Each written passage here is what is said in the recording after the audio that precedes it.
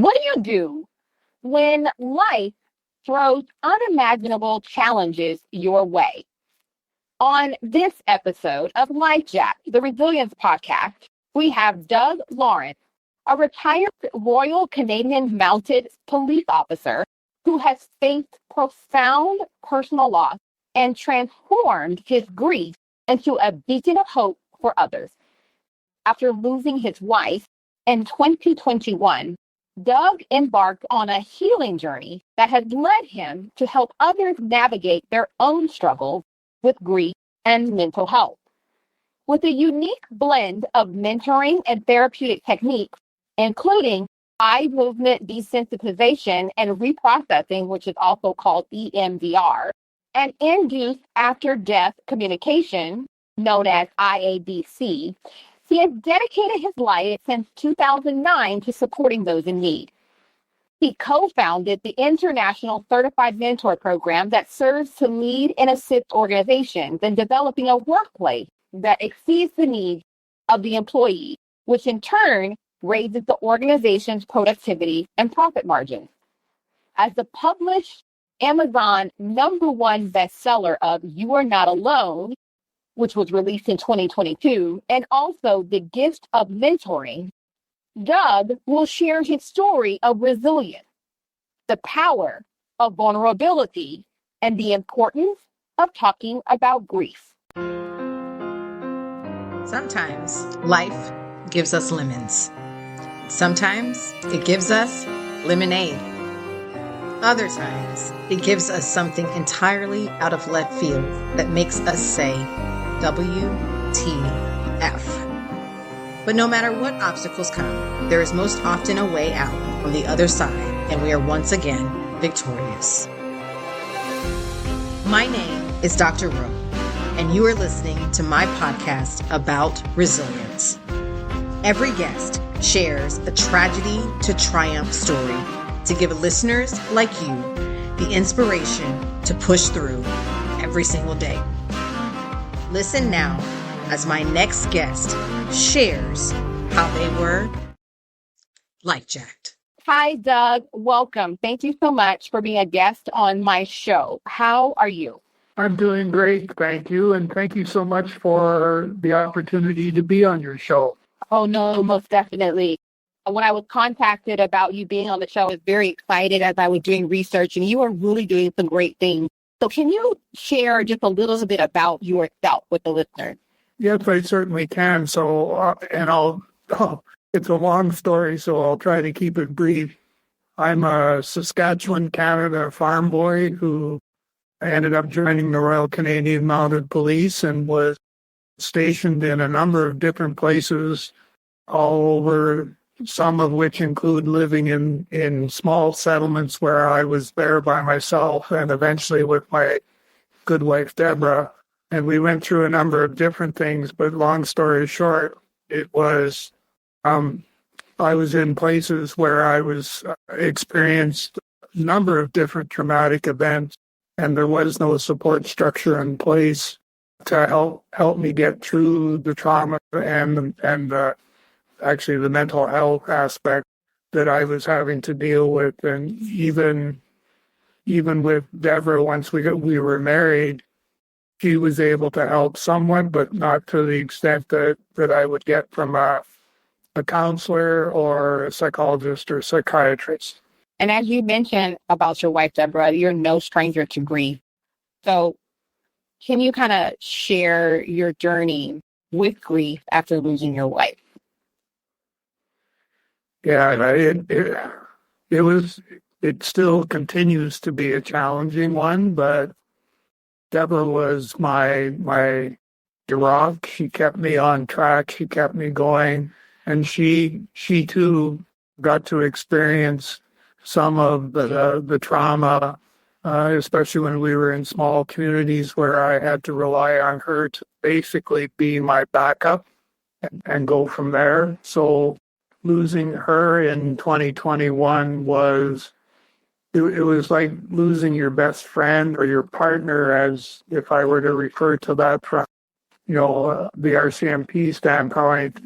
She was my partner. She was the person I looked to that if something was going to happen, I knew she had my back, and she always did. And she was the sort of person that never took credit for all the good things that she did, and that part. Yes, most definitely. I couldn't even imagine losing someone so close that, like you said, she was your rock. She was there every day leading life with you. And so as a result of losing her, and like you said, it's been a long journey, even though, of course it happened in 2021, but still, I'm sure every day it feels, like it almost could have just been yesterday. And so how do you feel like it has shaped your life today as you've been going through your grief process? It's still actually, when I take a look at where I am today, where I've been, and where I'd like to get to, grief plays a huge part in how that is all going to unfold, because I'm have to deal with my grief on a day-to-day basis. I'm in a grieving state when I go to the grocery store, or when I go to buy greeting cards, or when I'm, the one thing that always stuck out in my mind was the aspect of driving past the hospital where Deborah passed away in the palliative, because she ended up with cancer. And so for me anyhow, when driving by there, it took me a long time before I could actually have the fortitude to be able to make that happen without breaking down and having to pull over on the side of the road and cry. And once I got that all under, then I was okay to proceed or to move forward. But it's things like that we sometimes we don't understand what grief can do. And when we do think we understand, that's when we struggle a lot with having to figure out, how am I going to deal with this? Because, I'm a male, so I'm kind of the typical male is, well, I can deal with this on my own. When, no, you can't. You do need help. Yeah, it's interesting because you are a retired police officer. And I can imagine, like you said, you're a male, and traditionally, a male has a protector role. That's part of, kind of in your DNA, is you're a protector. That's what you do. And of course, in law enforcement, that is what we expect law enforcement to do, is to protect us. But you said the background that you have in law enforcement, you feel has somehow influenced your approach to dealing with grief or PTSD, which is post-traumatic stress disorder. How so? I think the big thing is certainly dealing with it, or looking at it from the PTSD aspect of it, is the aspect that you develop an understanding how PTSD how it happens, number one, and then number two, what are the different things that I need to do in order to have the coping skills to be able to deal with, post-traumatic stress. And realizing that, when I think back over the course of my career, every time we were transferred to a new location, that was like a trigger to me, because it would take me back to, say, two places before that I've gone to, that I've been stationed, where I had dealt with something. And now I'm thinking, am I going to have to deal with something similar to that in this new location? So there's that part about it. And then the grief part, the whole grieving process, the stigmatism is there that I can't demonstrate or display my grief, because that's not what macho people do. And we need to be able to work past that. We definitely need to do more, and still doing more. I'm involved with bereavement groups, where we've come together as a small group of 8 people, and we feed off of each other, so that we know that, you are not alone. We know that there's people there to help us. There's people there to walk beside us, to say, it's okay, I've got your hand, and I'm here. And we able to help you. I'm able to guide you. So all of those things are things that you need to be cognizant of as you are embarking on your own personal healing journey. Yeah, I'm thinking as you mentioned that, you use people to help guide that healing process. And so I know that you mentioned that mentoring and therapy have been integral in your healing process. And obviously, having a mentor or being a part of a mentoring process in therapy, that's not something that happens by yourself, right? You don't do it to yourself. You don't mentor yourself. You don't do therapy on yourself. So can you explain how both of these blended approaches, like how did you use both the therapy and the mentoring in your approaches to grief, and even like why are they so important, and how do they work together to help people? Well, the big thing with mentoring and dealing with the grief and that mentoring mental health, the aspect that I've done and a lot of the reading and research and stuff that I've done, obviously to write a couple books and go forward from there with that. But the big thing was what I found was that mentoring does definitely, without a doubt, have a place to play in providing part of the structure that's needed for mental health support. And that includes, and when I've kind of extended it, the walls of mental health. I've got grief I include grief in that as well, because if you're struggling with dealing with grief, chances are it's going to have an impact on your mental health, mental well-being in one way, shape, or the other. And so having that understanding is going to help you with your navigating your journey for mental health. So those are all, kind of all things that need to be factored in and thought about. Because I know when I take a look and I just think of, the 8 wonderful people that are part of the bereavement group, I can honestly say that I know I, as well as the others, would definitely be lost without that support structure in place. And, we go through some sessions where we talk about coping skills and how to deal with grief and all those things. And we talk, about our own mental health and what does that look like and how am I going to deal with that. I know for me, because at the time frame I was a member of the Royal Canadian Mounted Police, there was no support structure, and I was dealing with trauma on a daily basis, and some of it was pretty horrific trauma, as the situation was horrific, and I had no one to turn to until I actually got my life, and then that's when I had somebody that I could rely on and count on. In addition to having the mentoring, the therapy, but you have specific techniques that you've used. One of them I've definitely heard of, which is the EMDR, and I know it has been mentioned on previous episodes of my show, which is the eye movement desensitization and reprocessing technique. But the new one that you also use is the IABC, which is the induced after death communication. So can you explain kind of what that is and how has it helped you, and how has it helped not only your clients, but it helped you as well?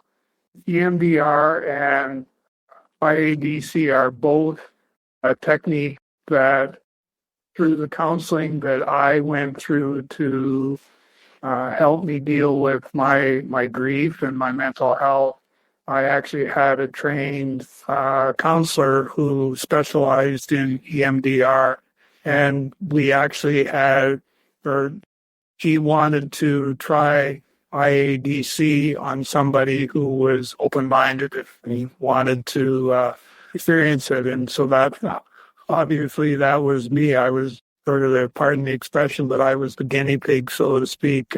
So IADC, what it did was on the Reader's Digest version, it puts you into a relaxed state where you get to you're given the opportunity or the ability to be able to call. I'll use kind of layman's terms here, but to call up. It could very well be the loved one that you lost through the induced after death communication. It gives you the opportunity to have a conversation. If things go well, a conversation with, say, your loved one. I know when I did it that there wasn't much conversation that took place, but what happened was Deborah had this absolutely breathtaking cocktail dress that she wore to the Royal Canadian Mounted Police ball, New Year's ball.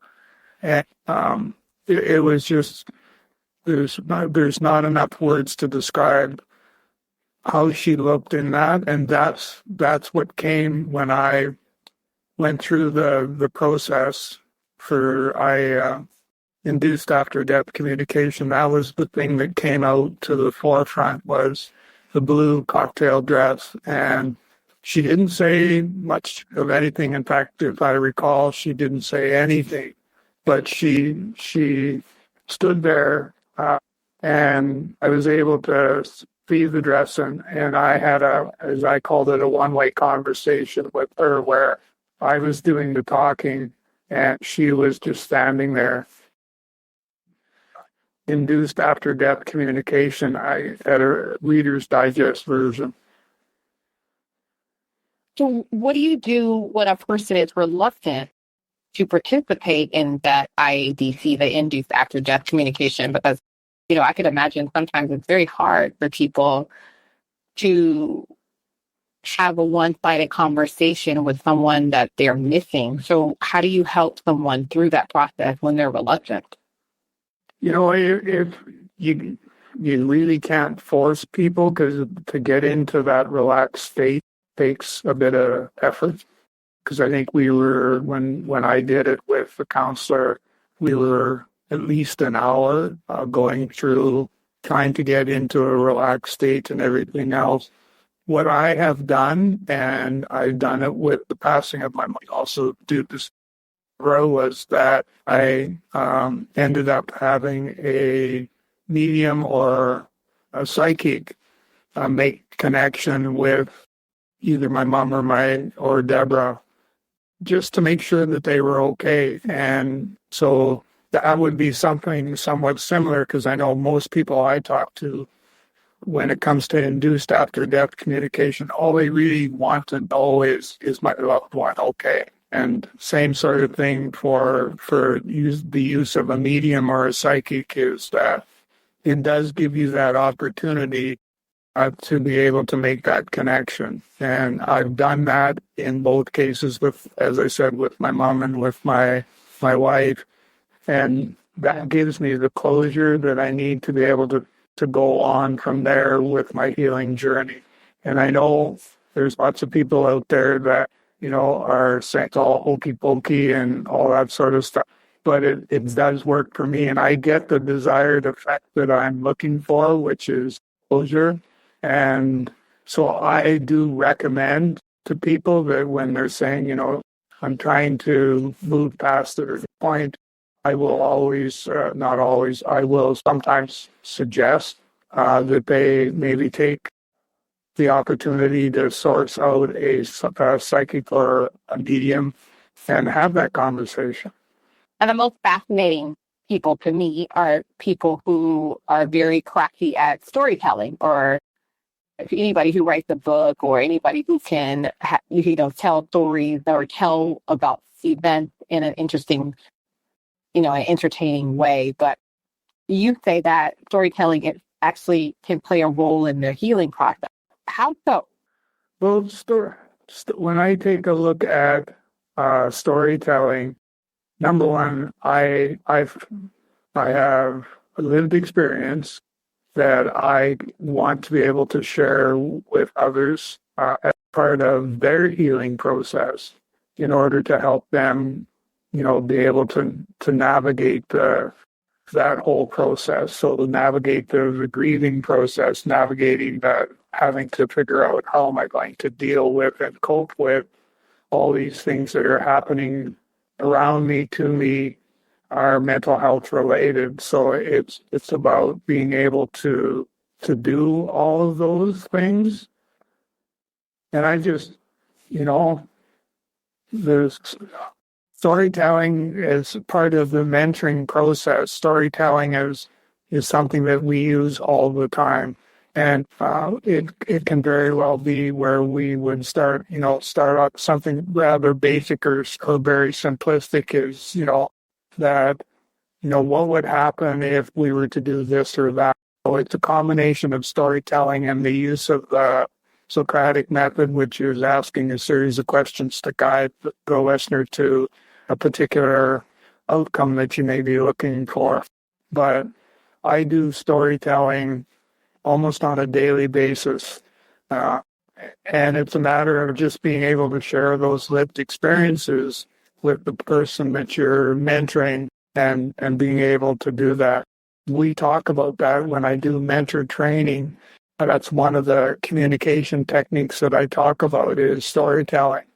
And, being able to use that technique to be able to help that person on their healing journey. Because if they can take something that you have done and you tell a story that becomes relatable for them, then that's when storytelling really kicks in and does a whole bunch of good stuff for both. Because in the mentoring space, it's a two-way trusted relationship. And both the mentor and the mentee learn and grow together on a personal and professional basis. So storytelling is definitely part of that. Well, can you please do me a favor and grace us with your ability to tell stories of your talent of storytelling by sharing a particularly impactful moment that you've experienced while you've been helping someone else navigate their grief? So the one story that I sometimes will share with other people, and I share it because it shows the whole resilience picture. Because it's this. So Deborah and I are stationed in a small community where I'm the only other. There's two police officers. I'm one of the other ones. I actually had met Deborah in this small community. She was staying with her aunt and uncle, and long story short, we ended up, she was, as I used to call her, my photo album bride, because I found her picture in their family album. And I said, gee, who is this? And they said, well, that's her niece. And I said, well, get her up here. And long story short, they actually made arrangements for her to come and work in the small community that we were in. Our relationship was definitely fast, and we met, I think it was in 1977, and we were married in 1970. And so a large part of, what I want the listening audience to appreciate is here you have a relationship that was almost being fueled by the trauma that one of the partners, me being one of them, was having to deal with. And the other partner was trying to sort out in their mind, how am I going to be able to help him get through some of this? Because my solution to everything that was trauma related was I would go on a call, and there would be a traumatic event that I would have to deal with.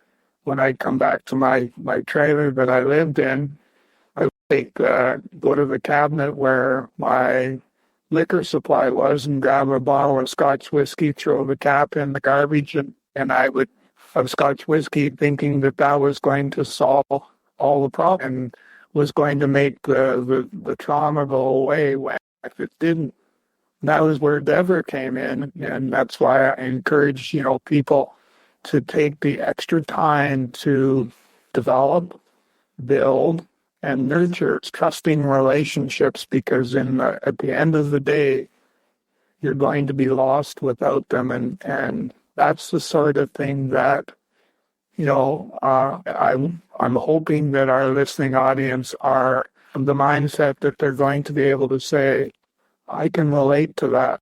I remember that.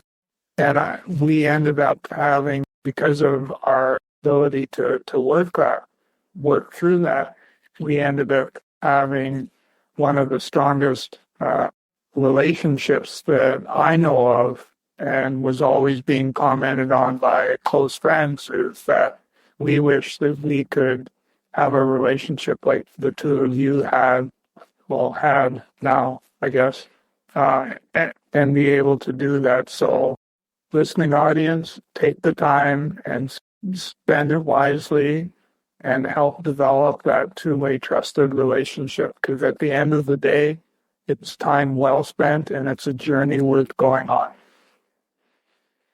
Everyone has their own perception of how they need to deal with grief. And, it's almost as if in our society, we've even started to commercialize the grief process in a sense. And so it's definitely changed over the years. Why do you think that is, that things have changed over the years in terms of grief and mental health? And what do you think needs to be done more about the perception of grief? Well, you raised a good point, because that's one of the things is, and I'm going to throw cancer into the mixing pot on this as well, because my next book that should be out sometime next spring actually has an element where we speak of how cancer, there's the whole mess of grief that comes with cancer, people losing their life, and some people going through some fairly traumatic events, having to deal with that. So you end up with cancer. You end up, as we've been talking about grief in the bottle context, all the different things that are attached to the grieving process. And we talk about mental health, but we're just talking. That's the part that is frustrating for me, is that all we're doing right now is we're talking about it. And yes, it's becoming more in society today because we are talking about it, but we're not talking enough about. Now we're going to add, cancer and who knows what other pandemics that are going to be coming around the corner that are going to claim a lot of lives that don't necessarily need to be claimed, because if we put things in place and helped people deal with this, we probably would be in a little bit better place than what we are today. No, I couldn't agree with you more. So what advice would you give to someone who is struggling with grief? Of course, you've given a couple of techniques that people can implement, and you've suggested mentoring and therapy. But at the initial loss of someone, what is something that they can do first if they just don't even know where to begin? I'm dealing with or working with a organization right now where that very thing is people are getting counseling, they're getting services from psychologists, psychiatrists, all of that, and there's a gap, and the gap is the aspect of when I go to see my counselor or psychologist or psychiatrist, I then have a 4 to 6 month wait before I can get back to see them. So that's an issue we definitely need to do. But the first thing that I would tell you with this group of individuals that I'm mentoring is your very first place to go is source or seek out someone who is your mentor or could be your mentor, and that they're going to be able to be there to sort of say, okay, here are some things for us to think about, and here's things that we need, to be able to start the wheels motion, get some things in place and stuff like that. I wish that I could go back 2-3 years and have that mentor walk beside me and help me, because I see what it's done for those that I'm walking beside. I can only imagine what it would be like to have, for my own self, to have that opportunity to be able to do that. And, there's the aspect of grief, but there's also, we talked about post-traumatic stress.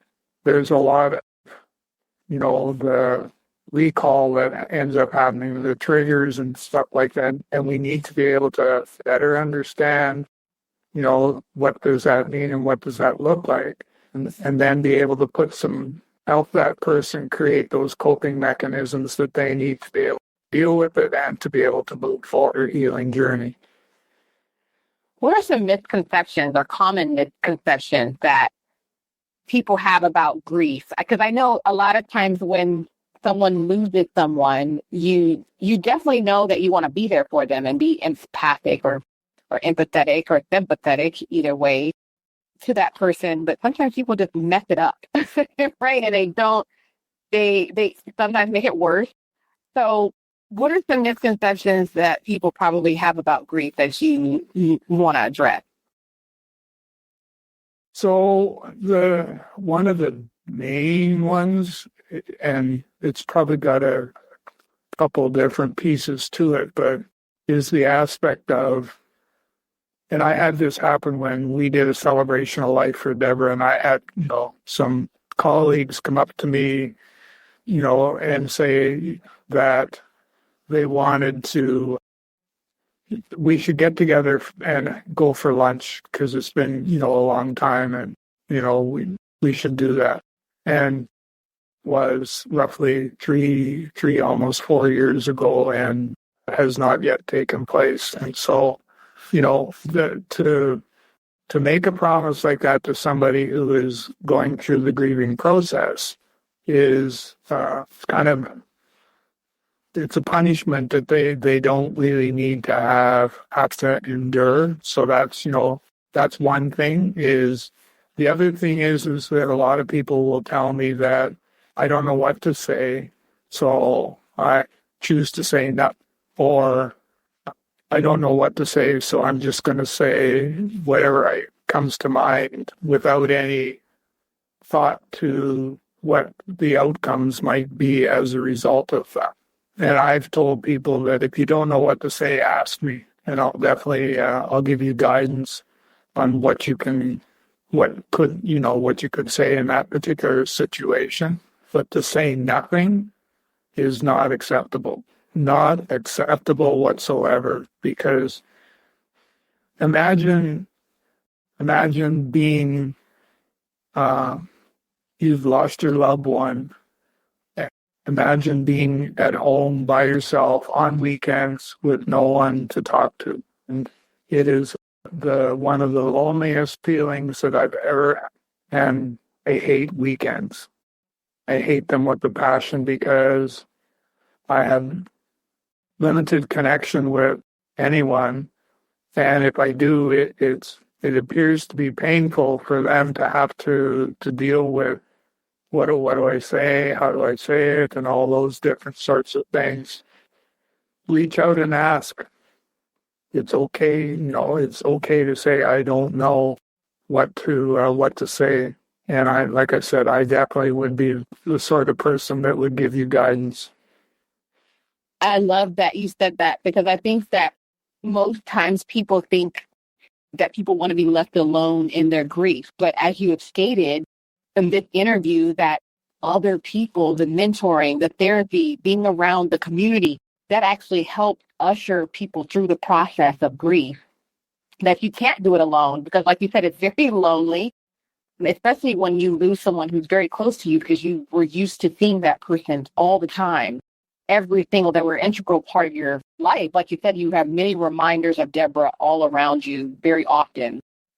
And so listeners out there, just like Doug Lawrence had said, people who are going through grief, don't leave them alone. Make sure that you are there for them. You're contacting them and asking them, what do they need? Right? Like that's what you're saying, right? Just don't be afraid to ask, what exactly do you need? And I think that's so true, that sometimes we don't realize it's just a very simple thing and basic thing. Yeah, it's the same thing as, to some extent, it's the same sort of thing with post-traumatic stress and mental health issues. People, because of the stigmatism that goes along with if you happen to be diagnosed with any of that people think they label you as being a crazy person, and not even close to the truth whatsoever. And so, I've always said to people that, you need to come out of the closet and for help. You need to extend that hand and say, I need help. And when someone extends their hand and says, you look like somebody who could use some shoulder to cry on, for Pete's sake, take advantage of that and use that to be able to help with your healing as you move forward with your healing journey. What are your hopes for the future of grief counseling and mental health support in our community? What would make me really, really happy would be that nobody has to wait for help. That if I want to reach out and say, I need help, that there will be somewhere that's going to help me. I do not think that waiting 4 to 6 months to get follow-up services totally, totally, totally unacceptable. I will do whatever I can to change that, hoping that some of our listening audience will also be of the same mindset to be able to say, hey, I'm here. I'll help you. I'll help you get that message out. I don't want to have this whole conversation just be about grief, because you have other great things going on. Like, for example, you co-founded the International Certified Mentor Program. So what motivated that endeavor? So this goes way, way, way, way, way back in time, where I had been mentoring university or college students, and the relationship went from that mentoring relationship, job coaching, to actually a mentoring relationship. And it was based on their recommendation that I do some more research and see they felt that there was a place for mentoring and to be able to move it forward. So I did that. I did the research, and I found that there was indeed a place for mentoring. It was kind of undersold, so to speak, but there was also a place for mentor certification, so becoming a certified. So I partnered with the company in the United States, and we created a mentoring certification based on knowledge. And I provided that training to a number of different people on an international platform. And we worked together for probably 5-6 years, and then the mentoring community reached out and said, what you've done is great, thank you very much, but we want to be certified competent as a mentor. And so, long story short, I ended up partnering with a fellow Canadian he was my international standards organization, ISO guru, and we created together a certification for mentors based on competence. And thus far, we have the certificate of practice journey mentor, which is primarily focused on mental health and mentoring in general.